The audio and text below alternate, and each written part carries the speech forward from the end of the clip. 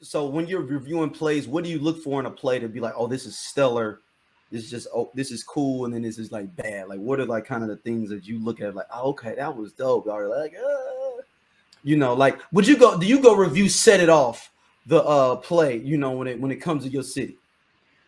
I would review that, but I go into it with a certain with a certain New Jack mentality. City. Yeah.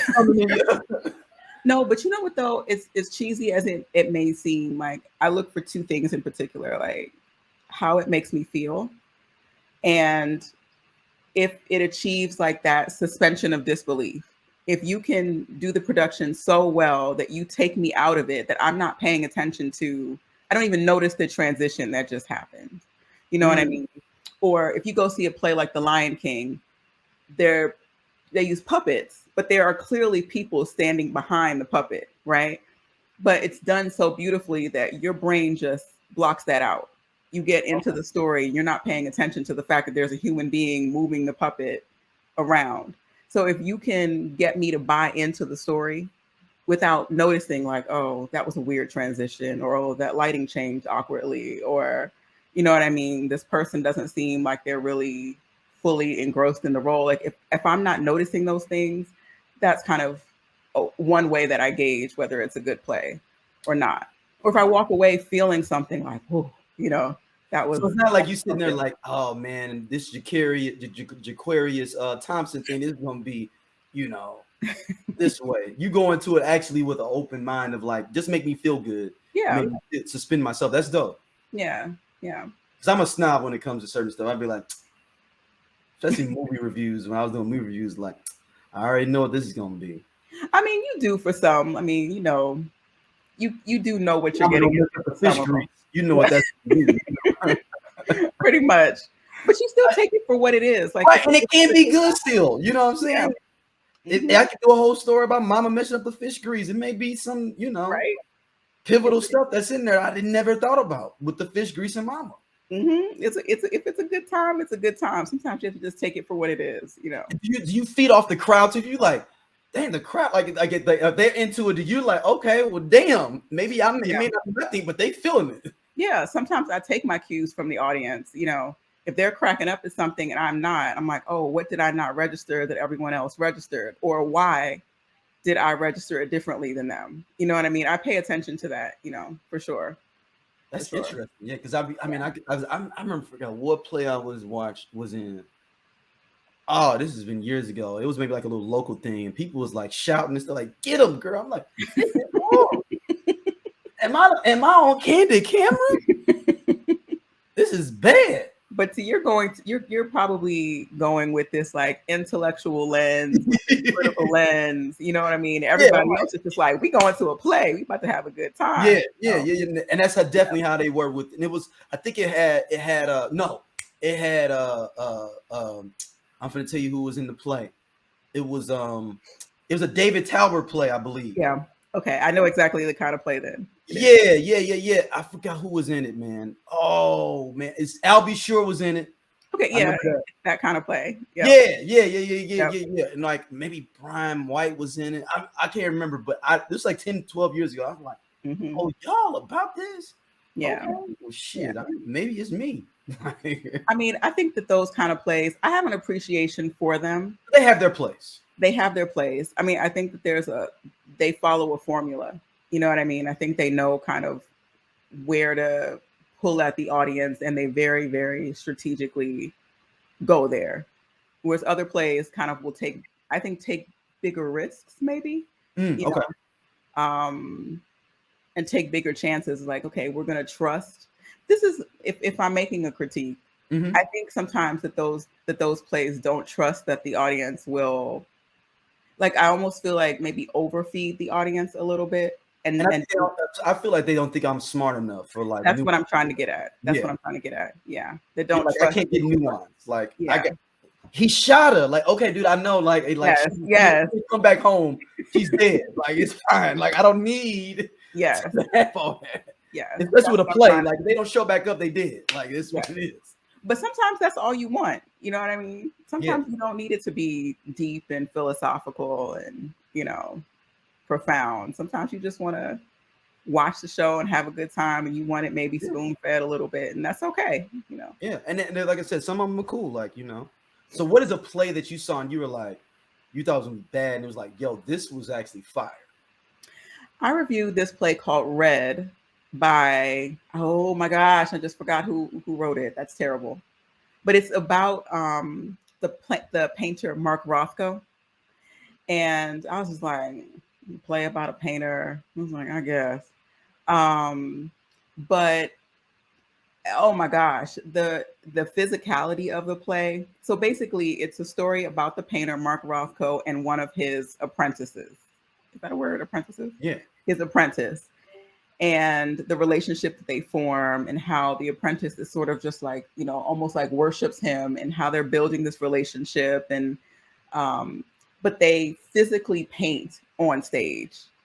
If you've seen a Rothko painting, there you've seen them before, whether or not you know it. Like they're like these big, just blocks of color, just big blocks of color.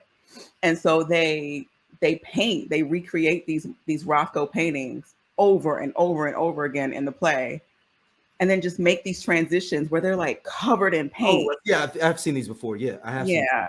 Yeah. They're like, but there are scenes where they're like covered in paint, and then they somehow transition and come out in the next scene like just totally washed off and clean and like in a whole different headspace. It was just the way they just transitioned from one scene to the next. It was beautiful. I was not expecting to be into that play, but I loved it. Wow. And was it just a 2-man play? Mm-hmm. Yeah. So how do you like, do you think those are harder to do, like the 1-man plays, 2-man plays? Are those more harder or easier, you think? And we'll get into kind of your writing as well after that. Are they easier to write, you mean? Yes. Or are they easier? Yes, I think that the fewer characters, the easier. Yeah. Just less personalities to manage. My dream is to write, you know, like a play with a bunch of characters.